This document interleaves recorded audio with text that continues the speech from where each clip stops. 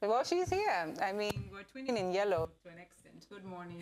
Wow. Good morning, Pesha. I got you on that one. Right. How are you? I'm good. I have the blue. You cannot take me. I said this year, even though since I got up, my enemies have been trying to pull me down. The village people. My uncle. My You paternal uncles. know. Yes, I know them. See, uncle, when I live out, they bring me when I drink. People should let me walk.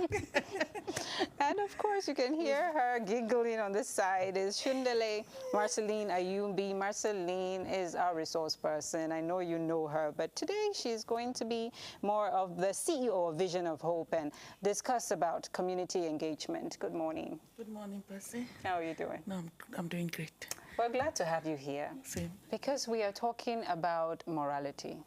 The key question is, where have we failed when we talk about the younger generation? Is it that we're too busy with our own lives, that we've abandoned them to figure out life on their own, and they're making mistakes, and we're blaming them for those mistakes? How to get it right once and for all? So Clarice, of course, has to look at the traditional aspect, what was done in those days, and what we can learn from that. But before you start, Clarice, let's just establish the conversation. When we talk about moral decadence, when we say it is increasing, or is it just becoming more visible? It has always been.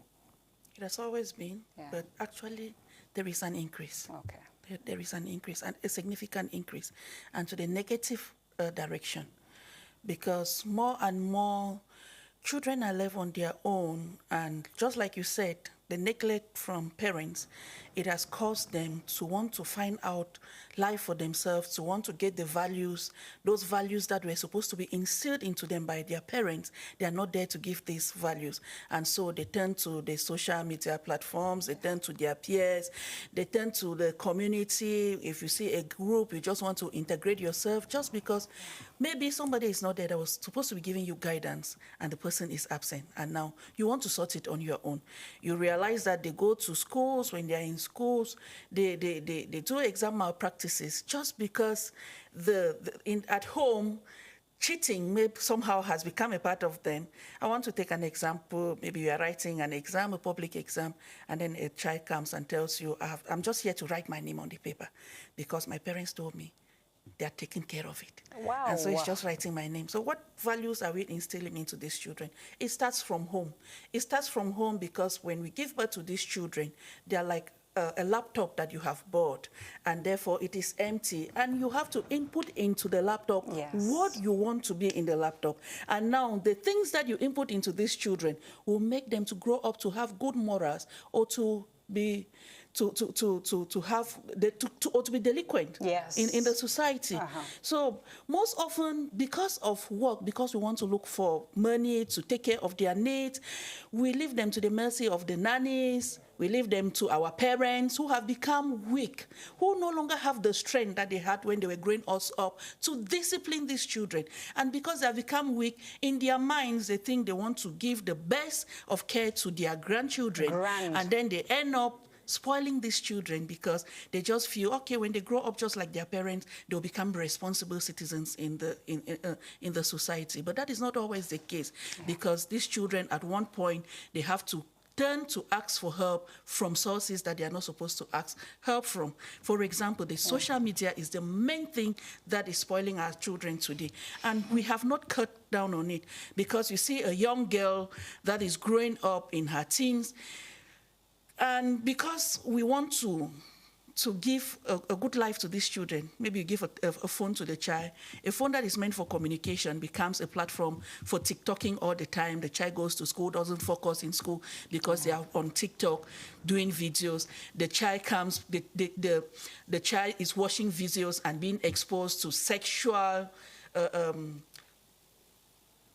platforms that they were not supposed to view, maybe at a particular age. You see, it tends to stimulate them. Psychologically, they begin to have the urge that, okay, I want to try this.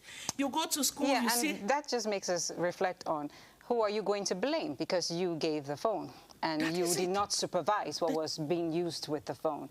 And then it takes us back to when we didn't even have phones, and yet we were raised to be informed.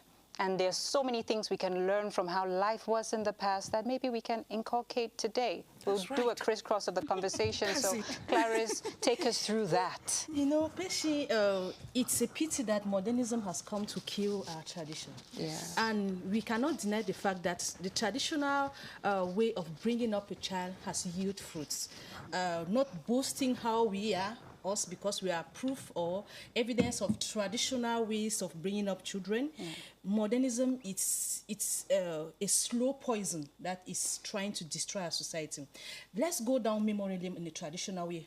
When we were growing up, the first thing our parents would teach us is the respect of elders. Nowadays, children don't even know.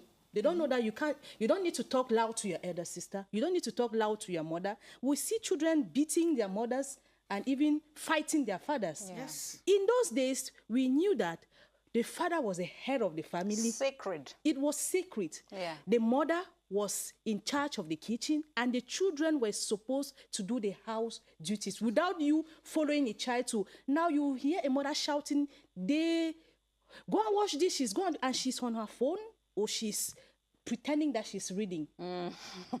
Those traditional aspects are dying.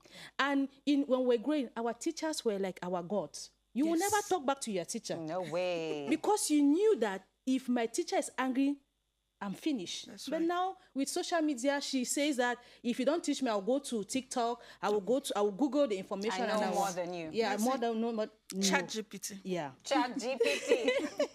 There is also what she said. Family orientation and coordination. You know, when we were growing up, our mother would say, "Okay, Clarice, when you come back from school, after eating, you go to the farm. From the farm, you come back, you take care of your kid once." There was orientation. And when you were going to school, she will ask you, "Which subjects are you having today?" I bet you, patient nowadays, some parents don't even know what. They don't know. What when they come back they don't home, even know the they don't timetable. even talk to their children. No, Yeah. They don't even know the timetable of the child. All they do is they follow money, they pay the school fees, they buy all what the child wants, and then the child is left with that vacuum. The child seeks to fill the space with social media, and sometimes it leads them to what we are seeing today. There is also what we call cultural pride and identity. This one, it's a harm. Some children don't even know how to speak their dialect. That's right. They don't know their cultural value. They don't even know that from my tribe, my traditional dish is. Because in the house, the best dish is fried rice and chicken. Yes. The best dish is pizza. Not The best, yes, they don't know their tradition. Those things, my mother, in a week, it was an obligation for us to eat fufu corn and jama. When we're going. Food, if you don't eat achu, the father tells you, No, there's no food in the house. Yeah. Even if you serve them some other thing, they will tell you, no, there's no food in the house. If you don't eat the fufu, what will you eat? Yes. So this is your traditional dish, and you must eat it. And it's just like loving self. Yes. You're teaching your child to love who they are. And love their culture. If not, the and world identify will themselves. define them. Yes, Yeah. and they will redefine, like you see a child say, now, Mama, please, if you can fry me egg and plantains, I will be happy. Or just make me some crackers and milk. Is that food? It's not food.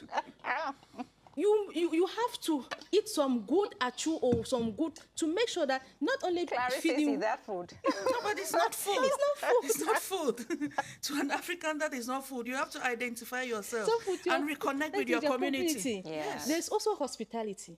You know, my father, thank you, Daddy. Yes, so He would tell, when you see a stranger coming, you greet. yeah.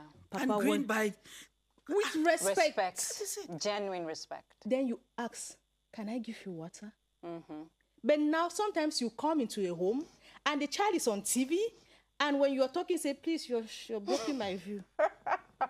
They don't know how to greet. They don't, he will ask, Mama, for how long will this cousin stay with us? Because they don't know hospitality. Yeah.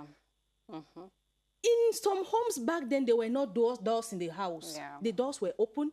To relatives. To you could relatives, come in. but now you have to. I know me and Pesci will pick a bone on this one. Call before you come. Yes, you should. Give me 5. Thank you. because everything has tightened up. Yes. They need to budget for you.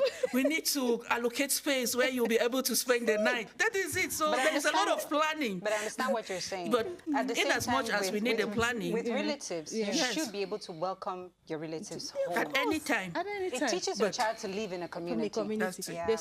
There's also moral integrity.